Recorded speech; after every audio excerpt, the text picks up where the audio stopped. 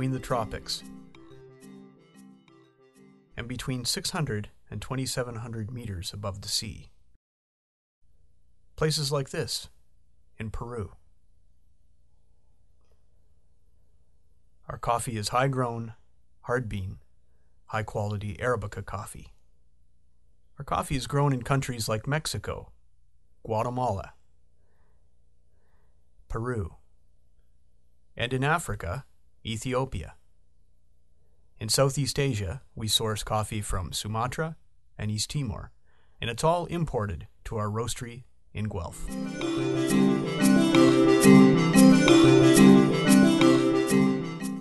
The people who grow our coffee are some of the poorest people on earth. They tend to live in remote, mountainous regions where they own a piece of forest that contains coffee plants. For these people, often selling coffee is the only way for them to participate in the formal economy.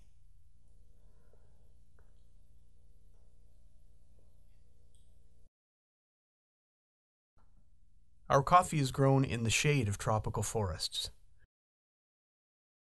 which means it creates habitat that's good for the birds and those important pollinators, the bees. Here's an exciting event, a bee pollinating a coffee flower. That flower will eventually develop into a hard, green fruit.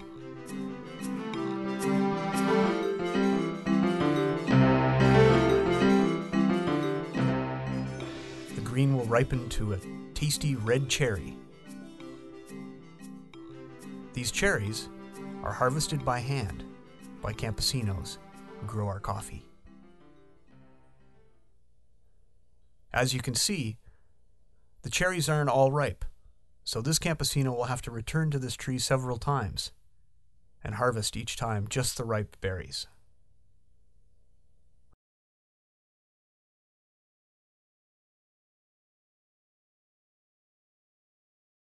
Harvesting coffee involves a lot of work.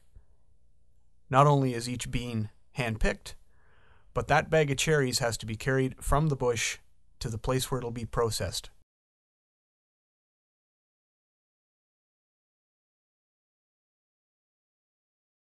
One way of processing ripe coffee is to immediately remove the red ripe cherries from the beans. This hand mill enables the pulp from the cherry to be separated from the beans in a fairly easy manner. These beans are then spread out on clean concrete pads and let to dry. This is called washed coffee because water is also used in the process to clean the coffee.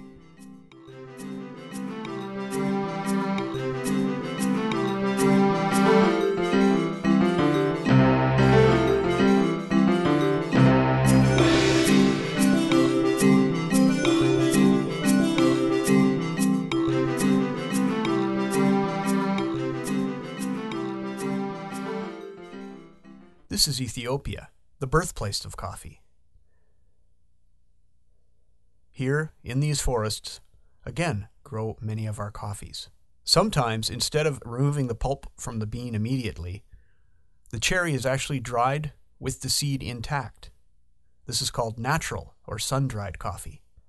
Leaving the cherry on the bean will influence the flavor of the coffee, often creating a cherry or blueberry-like flavor. Once the coffee is dried, it's hand-sorted, often by women, who will choose the good beans and put them in a pile specifically for export to Planet Bean.